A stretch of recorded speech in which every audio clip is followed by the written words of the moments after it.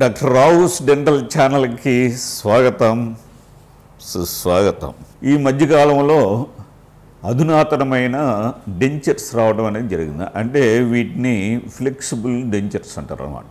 ఈ flexible dentures ఏంటంటే అవి ఇట్లాగా స్ప్రింగ్ లాగా వంగటం, మళ్ళా యథాస్థానానికి రావడం అనేది జరుగుతూ ఉంటుంది. ఈ విధమైన డెంచర్స్ పెట్టుకోవడం వల్ల ఏంటంటే ఊడిపోకుండా, అంటే కదలకోకుండా గట్టిగా పట్టి ఉంచుతాను అనమాట. అంటే దవడ వెంకి గట్టిగా పట్టి ఉంచడం వల్ల మంచి కంఫర్ట్ ఉంటుంది.